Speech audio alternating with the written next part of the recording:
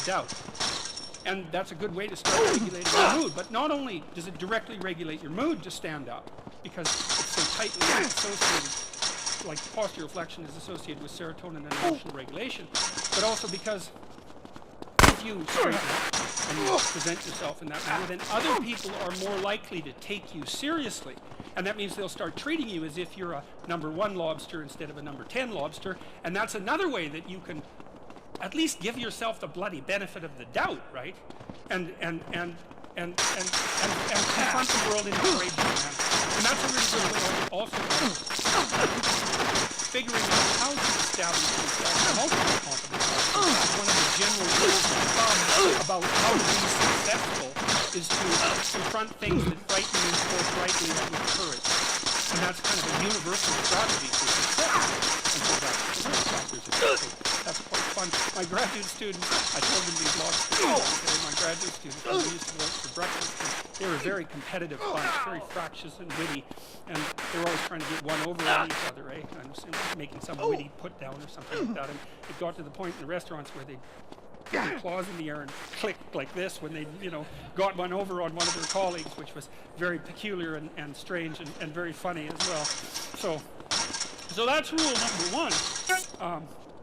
Rule number 2 is treat yourself like you're someone that you care about.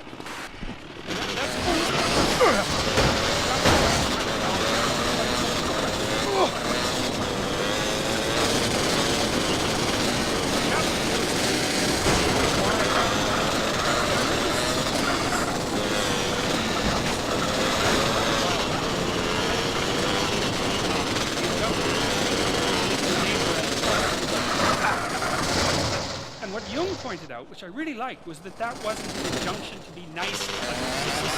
It was an invitation to reciprocity.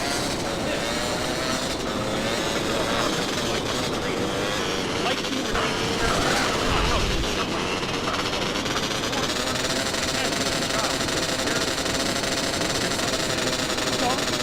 people will treat stuff exactly like you want what you have.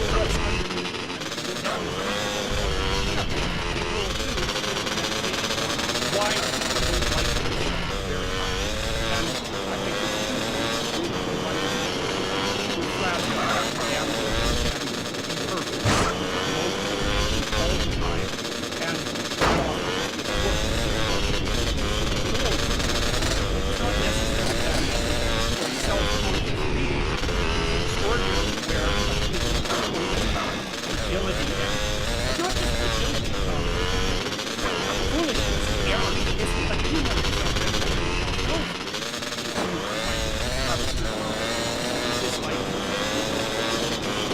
you know everything. Jesus, that's correct. Carry that along behind. Like, really, I did that. And then, so there's that. It's like you're weak and kind of you know all of this. You also need to get to that level. You also know that about it. So really, why the hell do you take care of something that's storing mentioned in the tool? And that's what the chapter is about. You have to do the chapter about that. First of all, yes, it's terrible. So is everything else. And that's actually an existential problem.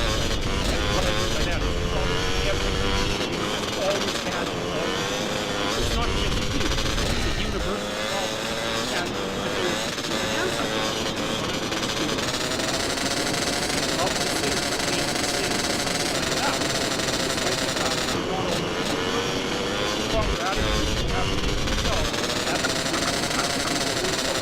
genuine character. And then incumbent on you to act as if you're genuine character. Just like you would act some other people.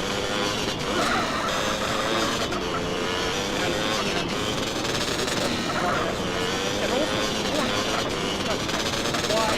why you have a moral obligation. It's not just that you should be better. You have to be moral obligation. It makes the world much better place. It's much worse than it is. So you should let go of that term. Partly, that's something else.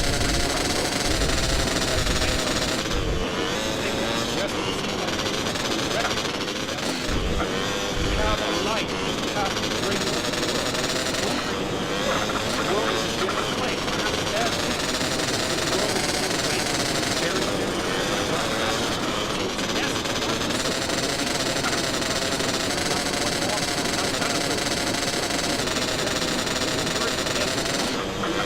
It's necessary. Despite the fact that you're more capable, not only capable of doing, but actually do them. Despite all that, you still have that result. So, I want to hit the rest as hard as I can.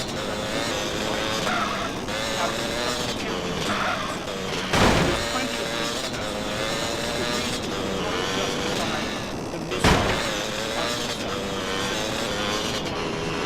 next one, make friends with the best.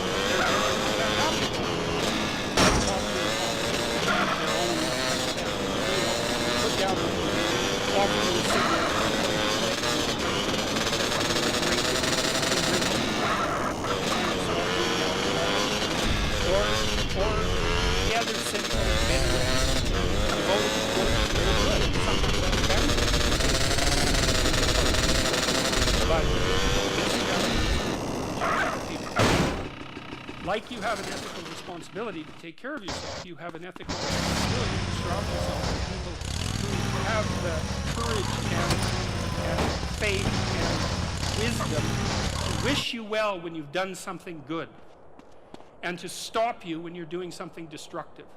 And if your friends aren't like that, then they're not your friends. And maintaining your friendships with them might not even be in their interest. And so it's a tricky argument to make, because I'm not saying push them to the ditch and then give them a couple of kicks. That's not the idea. The idea is that, well, I had a couple of rules I didn't write about. One was careful about whom you share good news with.